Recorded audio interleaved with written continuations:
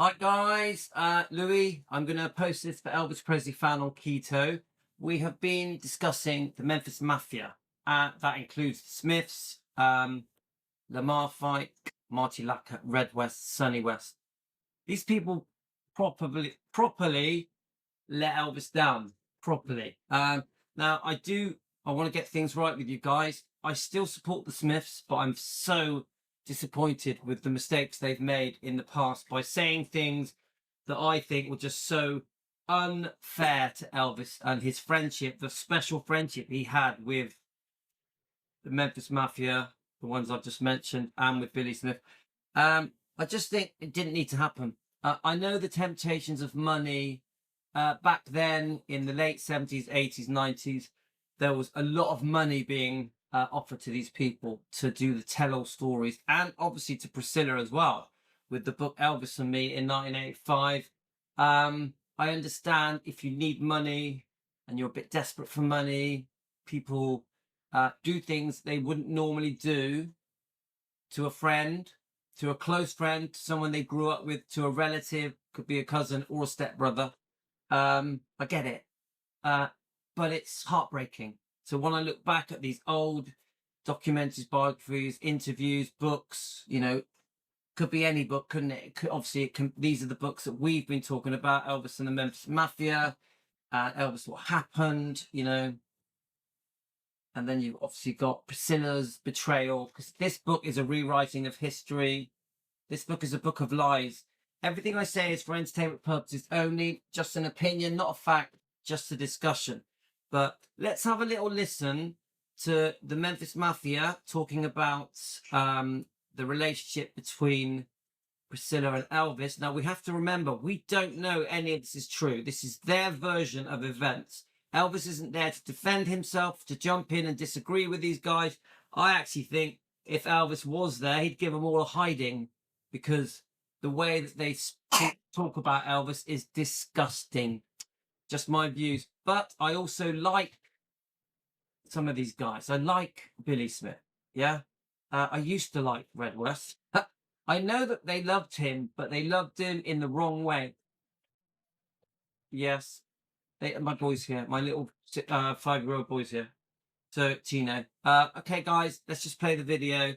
We're only going to do about 10-15 minutes of it, and I'm going to post this on Elvis Presley fan on Keto. Good place to bring up something, because I know that every one of us, and even the guys that ain't here, have heard it since Elvis has died about all the stuff he did for us and how much money we made and this and that. I don't think, with the exception of 2 or 3 who... So I've already played this on the Defending Elvis channel, but I think this is important to hear again on the Keto channel, because I massively disagree with this. He's trying to plead poverty. Oh, everyone thinks we were here for the money. It's so not true. Yes, they were. They were there for the money. Did they also love Elvis? I think probably. They loved being there because the lifestyle they were having was amazing. They were having a dream lifestyle, the best time of their lives. Everything they could ever dream of, they were getting. Everything. Cars, motorbikes, women, cash, homes, luxury, food, clothing, traveling, being on tour, being on the movie sets. I could go on and on. These guys were having the time of their lives. Will go unnamed, that any of us were there for the money. If we were there for the money, if the money would never stay. Nobody... Does anyone fall for this? Would have been there, because there was none. And we didn't complain. Yeah. I mean, every once in a while... They did complain. They complained a lot. And now he contradicts himself. We didn't complain. Listen to this. Somebody would say something, but for the most... Every now and then, somebody would say something. For the most part, we didn't complain because we loved being there. And it wasn't just with Elvis. We had such a tremendous camaraderie. And I agree with that. They were having a bloody good time with their mates, women, drugs, partying, traveling. Could you imagine their lifestyle? How great it was. Meeting celebrities, the most famous celebrities you can imagine. These guys were in the right place at the right time. And relationship, all with each other and with Elvis and him with us, that Hey, the best thing I can say is that I wish that kind of relationship on everybody. In March of 1960, Elvis is discharged from the Army and returns home to his adopted city of Memphis a hero. The time overseas has matured Elvis and given him a suave new look, yet his music and his career has stayed on his mind. I don't think rock and roll is dying. Some people say it is. A lot of people say it is, sir, but I'll tell you, it has changed some. The music itself has changed. It's progressed quite a bit, I think. It's better. I think it's getting better all the time. Because the arrangements are getting better, they're adding more instruments and, you know, so forth. It's getting better, but in 1956, when I first started out, I was hearing the same thing, that rock and roll is dead, it's dying out.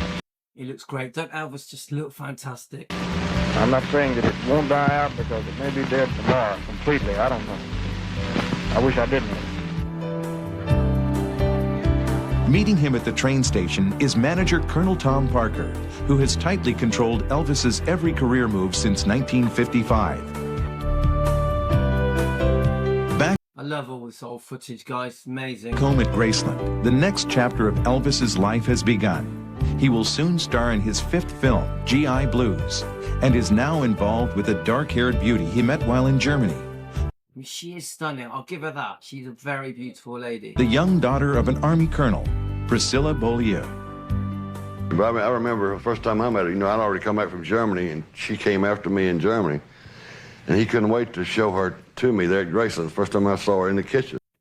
So here's their little portrayal, their memories of first meeting Priscilla. Let's hear it, guys. Yeah. He stood her down and come got me and said, I want to introduce you to Priscilla Beaulieu. And, what do you think? I said, what do you expect me to say? I think you hit a home run there, son. And, you know, he had that wood tip cigars. Yeah, I think so too, man. You know. She was diaper trained by then, yeah. Gina. Hell, he had underwear older than she was. You know? Okay, let's get back to an interesting thing here. Priscilla's come to the States, you know?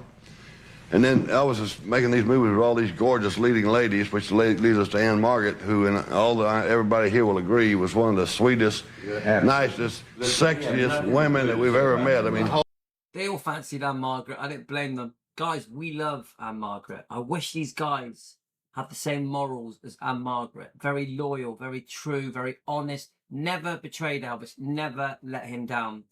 Even to this day, she has been so good to Elvis. So good. And she loved him. And he loved her. It just wasn't meant to be, guys. A whole lot of fun. In fact, it was a real toss-up at that time between Anne Margaret and Priscilla. And Priscilla knew it too, see? And so she even goes so far as to lighten her hair and get the same look that Anne Margaret did doing it. I've heard about this, and we've got pictures of this, her with the lighter hair. So obviously Billy Smith confirming she did it because she was worried about Anne Margaret, worried about losing Elvis to Anne Margaret. I do want to be fair to Priscilla. I know many of you guys are very upset with Priscilla, but that must have been tough. A very beautiful woman, Anne Margaret. Very famous, very talented, had it all, very sexy, world famous. It's obvious Priscilla was seriously worried this time, seriously, and to even go to the lengths of dyeing her hair. So I have to give that to Priscilla. I have to say that must have been tough, very tough, yeah? Obviously, she got with a movie star, rock and roll sensation, the best looking man in the world. So she knew Elvis was going to be having women falling at his feet, including people like his co-stars, Anne Margaret, etc. So she did know what she was getting into, but that must have been hard, guys. Could you imagine if it was you? What would you have done? Can you put it in the comments?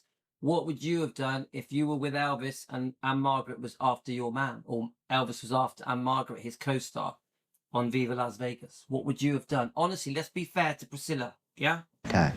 I mean, that's how intimidated she was by that situation, and she had every right to be. She did, yeah. I remember one night, we were in the kitchen at Graceland one night, and the intercom buzzes. I pick up the intercom, and it's Elvis. He and Priscilla were upstairs. Get this bitch an airplane.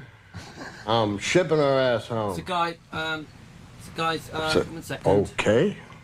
They hung the phone there. Right, I've already played this. I'm going to jump past this because we've already done this on Defending Elvis on our other channel. But he discusses a very private argument that Priscilla and Elvis have, where it's a bit of a power struggle. Priscilla's accusing Elvis of being with Anne Margaret. Elvis sort of tries to turn it around on her. And really, the bottom line is Elvis was not ready to settle down. He was not ready to be loyal and faithful at this time in his life.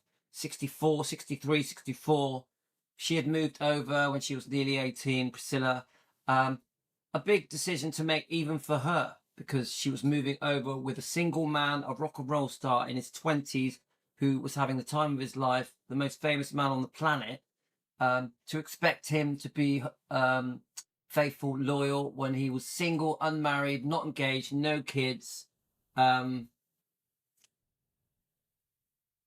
think it was too much. It was too much.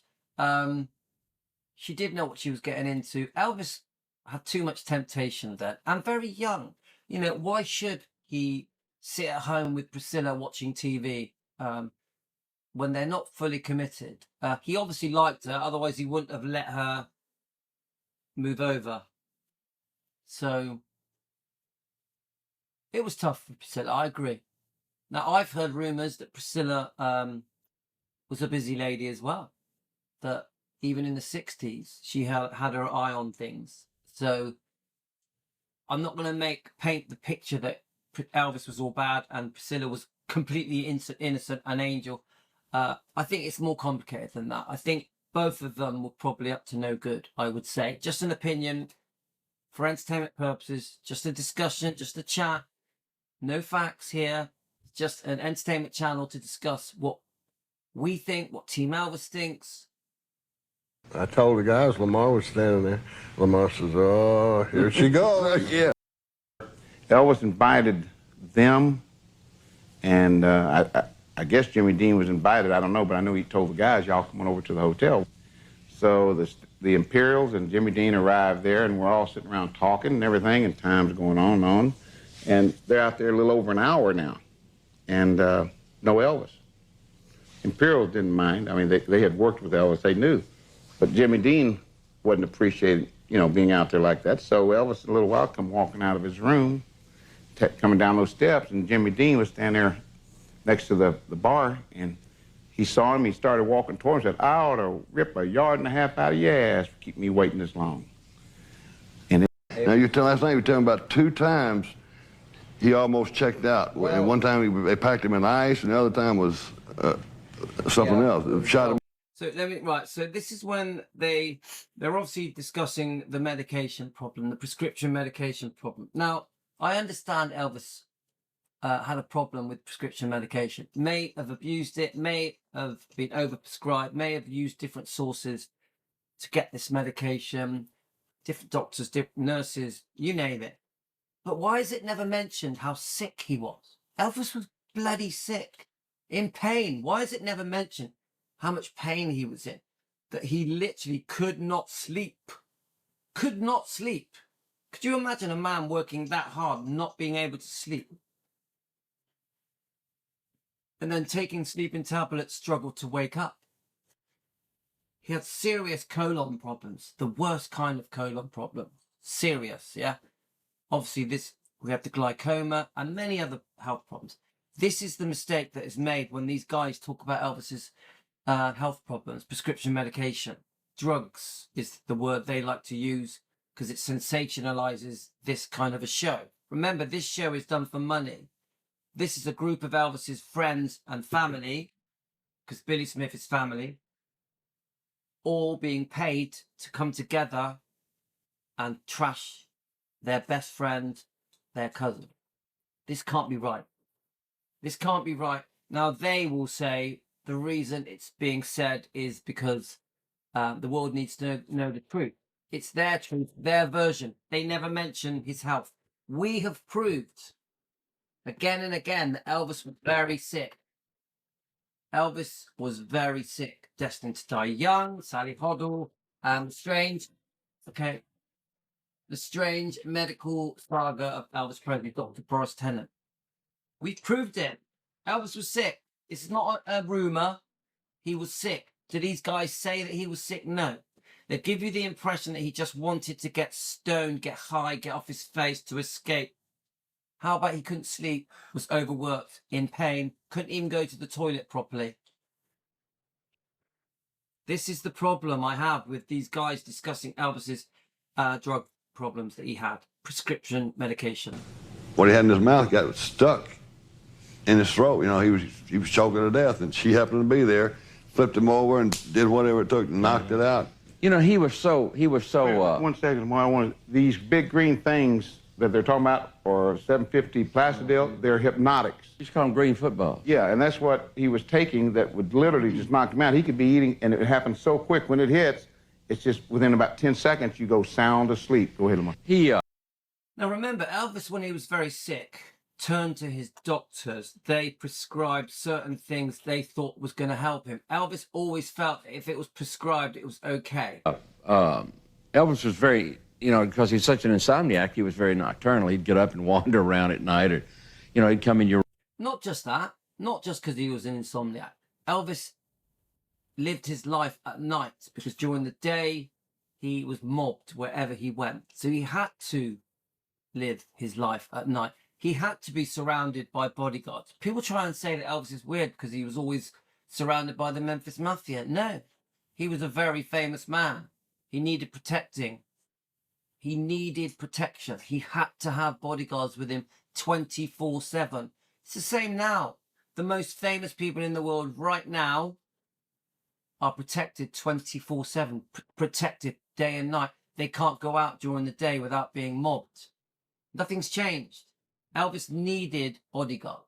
So when people try and act, oh, Elvis was weird, he lived in a bubble, he was surrounded by bodyguards that were called the Memphis Mafia. Yeah, that's what happens when you're very, very famous, the most famous person on the planet.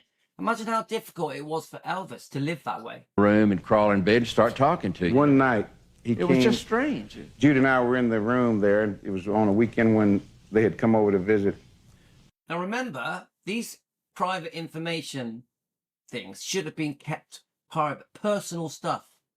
I think they've just made a joke that Elvis tried to crawl into bed with one of them because he was sleepwalking, basically, on medication. And they've got a half grin on their face. These men, who, by the way, are not looking very healthy, are they? Yeah, but these men are sat together ridiculing Elvis, their best friend, the man they loved, the man they grew up with, the man that did everything for them. This is being done for money. For money. Could you imagine if that was your three friends? I put it to you now. If that was your three friends sat in a room for money, spreading trash about you, talking, making you, belittling you, taking away your dignity, Lisa Marie said, these men took away his dignity. Elvis's dignity was important to him. And everyone had gone. We'd been out in the suite earlier and everything. And then when Elvis went to his room, and we went to ours, and Red and Pat, they went to their room. So we're back there, and all of a sudden, there's a little tentative knock on the door. And I knew who it was, because no one else knocked like that. Elvis just... And I said, honey, I said, that's him. That's him. She said, well, go to the door. I said, no, I think he wants to talk or something. Man, we'll be out there forever. If he's fought off those sleeping pills, he's going to be out there forever. Video. And he knocked again. She said, honey, you can't. I said, okay.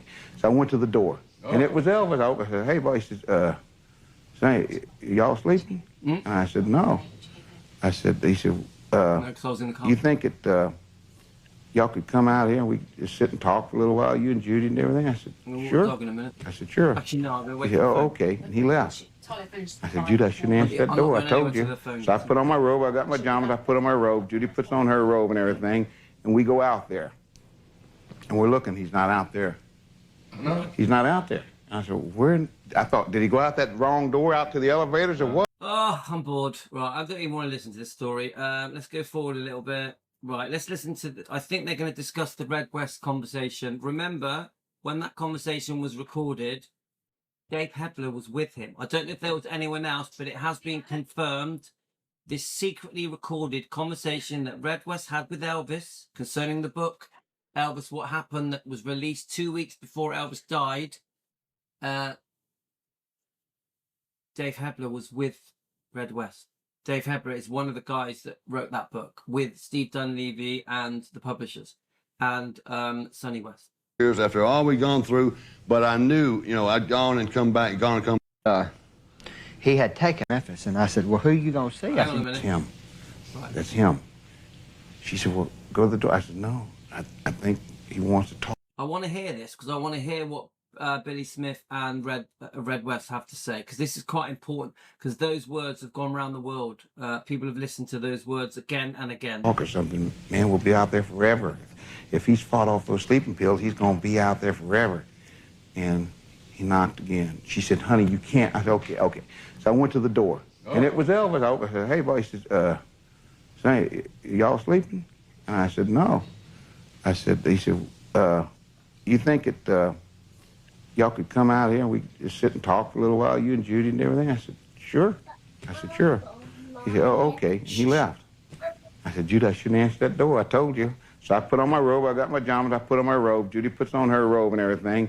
And we go out there. And we're looking. He's not out there. No. He's not out there. And I said, where? I thought, did he go out that wrong door out to the elevator? We're going to have to listen to this boring bit. I want to hear what Billy and Red say. Elevators or what? So I went and the door Okay, mate. was cracked open. I said, Elvis? No answer. I said, honey, stay right here. I went in and looked around, boy, and there he was in bed, sound asleep. That quick, it hit him from the time he thought, you know, he's going to fight him and talk for a while, but they overcame him, and he got, I said, Judy, let's go. And I shut the door and went back. That's when he was like a little boy at times like that. Boy, that's when your heart just went out to him and you thought, God bless him, you wanted to take care of him. You're on tour, and he flew somewhere. Oh, yeah, we was in Jacksonville, Florida. And undoubtedly it was something he wanted. I don't know, man. We had just got there. He said, I need, I don't know what kind of medicine he called it, something for pain. But he said, I'm going to fly to Memphis. And I said, well, who you going to see? I said, you got Dr. Nick here. And he said, he ain't got what I want. We got on the Lisa Marie, flew to Memphis, and I don't even... So, you know, obviously, I don't know if this is true, but come on, guys. They're talking about their mate. True or not, no one's business. It's no one's business what Elvis was doing. Of course, if there was a problem, it's so sad. But how about Elvis was desperate and sick, unwell, in pain, couldn't sleep, and felt that he needed help and was trying to help himself, was trying to fix his health. Even know who the doctor was. I don't think Elvis knew who he was. He just picked somebody at random. And we go... That's just not funny, is it? Go into his office and all that, and he's seeing other patients at this time. So he's talking to him for a minute, and the doctor said, well, excuse me, Mr. President, I'll be right back. And our lady said, I got, a couple patients I need to see. And he said, but I'll be right back with you. He makes his round. While he makes his round, Elvis is going through his desk, and I mean, samples were going into this bag, boy, like you wouldn't believe. I don't even believe that. Elvis had opened the drawer, was shoveling pills into a bag. I don't know, guys. I don't like to call people a liar, but when I feel things are being exaggerated, I don't like it. I don't know the truth. I wasn't there. I don't know, guys. Put it in the comments. What do you think? And he had a whole thing full of samples, and I don't have no idea what they were, but he did. I mean, he read these things, and he knew the exactly. medications. So I mean, he'd flush these over here and keep smacking these. PDR is what he did. Yeah. But we did make it back, thank goodness, in time for the show. But this is, this is some of the things of how bad he was actually getting. I mean, at this time. This is friends. This is close friends. This is a cousin sharing this information, whether it's true or not, with the world, with millions, tens of millions of people. How would Elvis feel right now if he was in that room? Elvis in heaven looking down on this conversation. How would he feel about his cousin, his best friend, Lamar Fike, Red West, Sonny West, having this kind of conversation, Marty Lacker? Disgraceful, guys. True or not, disgraceful. That's why I wanted you to bring that out to see how bad the last year was. Now, last night you were telling about 2 times he almost checked out. So, guys, I don't know if this was done before or after the book. I'm guessing it was probably after. In fact, I'm quite sure it was way after. they're trying to excuse the behavior. This book betrayed Elvis. They're trying to make excuses for it. They're bringing up the drug problems, the medication problem. Elvis's health was so bad. This is friends. This is friends for money, making more money like they did with this book. This book was made for money. A total betrayal of Elvis, true or not. One time they packed him in ice, and the other time was something else. It shot him in right here or something. He was shot directly into his Yeah. Why? Why do these things need to be said? Why? By friends. Anyway, we was in Palm Springs, and this is pretty close, really. This is late '76, and we flew to Palm Springs, and he was seeing this little girl. Really, was seeing her for about the second time. Anyway, he got out there, and he had taken a bunch of stuff, man. I don't know what all, because when he did it, he went in his bathroom, and you never knew. Anyway, his breathing got real shallow. He'd go, and it seemed like it'd be a minute and a half before he'd take that second breath. Well, the little girl that was with him panicked, and of course she run into our room. It's hot, guys. Heartbreak. It's very difficult for me to play this. I don't know what part of this is true. To be honest with you, we don't do it because money is changing hands here for these interviews. It needs to sound scary. But I've heard enough, guys. I've heard enough for now. Now, the thing I'm trying to say, guys, because this is gutting for me. This is awkward for me. It's difficult for me. But could you imagine how it is for Elvis? These people that he trusted, that he spent decades with. Billy travelled from Tupelo to Memphis with Elvis on that first trip. It's just not right, guys. I would never do this about a close friend of mine. I don't care how famous he was or successful he was. I just wouldn't do it. Any amount of money. Yeah. This is why I struggle with all this. Because obviously I like some members of the Memphis Mafia. I like Billy Smith. So I have no answer. How do you feel, guys? Do you think this kind of stuff should be told to the world by family, by close friends, by ex-wives, by Memphis Mafia, sometimes by ex-girlfriends? Because let's face it, guys, ex-girlfriends have said these things as well. What do you think? Should this all be just? Should we defend Elvis to try and show the world that he was just a human being that was very sick, that needed help, that was desperate? Didn't really know which way to turn, didn't know who to trust. Everyone around him wanted money, wanted some kind of benefit, whether it be a car, a home, a motorbike, women, drugs. They were all around him like vultures, grabbing whatever they could. So the whole thing is pretty upsetting. Anyway, guys, this is part 3. Right, this is part 3. I'm going to post this now on the Keto channel. I'm probably going to do one more on Elvis Presley long lost footage, and I'll post that as well. The way I'm going to post these is I'll do them live premieres so that we can interact, so we can still comment together, but it won't be live where I'm able to talk to you. At the moment, my live talking videos will be done on defending Elvis, and you have to be a member to do that. It's only $1 to be a member. It's a very tiny amount of money. Even those videos, at the end of at the end of the live, even those videos at the end of the live are free for everyone. Remember, guys, yes, to be live with me on a live stream, it's $1 to be a member on defending Elvis. There's only $1 charge on defending Elvis.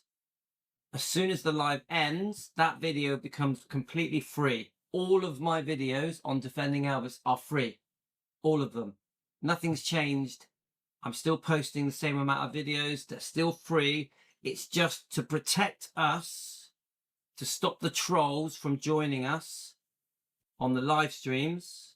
When we're doing a live discussion, I am making them have to pay $1 to be part of it. I'm hoping that'll keep the trolls away. That'll give us a safe area. We at Defending Elvis need a safe area where we can chat live, have discussions, ask each other questions, where people can see me, I can see your comments, without being verbally attacked, insulted. And this is why we've created this dollar thing. But everything on Defending Elvis becomes free as soon as we are not live. And it's only $1, guys. YouTube take half of it. I've had a look. We've had an extra 8 members. We already had 55 members. We already had 55 members that were joining the live streams anyway. Yeah. So I've had a look. 8 new members we've had. So we're not suddenly getting thousands of more people throwing money at Louis. Please don't get the wrong idea, guys. This is 8 members, $8 a month. 4 of those dollars are taken by YouTube.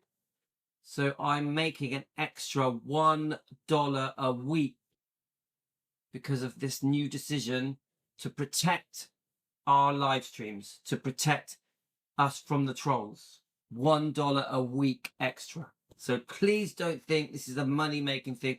And to the people that, well, I've only actually had one person messaging me, a very long, pretty nasty message. One person, and I'm just going to blank that person and block them. I deserve better. They say Elvis deserves better. Louis deserves better. Because I have committed 40 plus hours a week for the last year on this channel. So for me to make $1 a week extra, come on, guys, let's get real. Let's get real. And the charge is only on one channel, Defending Elvis. All of the videos on Defending Elvis are free. When we do a live, as soon as as soon as it ceases to be live, it is free to watch. So you can still watch all the lives as normal, all the videos as normal, for absolutely no charge, absolutely free. But we do need a safe space to do our defending without being attacked by trolls. So that's it really, guys. So I'm going to post this now on the Keto channel, Elvis Presley fan on Keto, and I'm probably going to do one more on Elvis Presley long lost footage.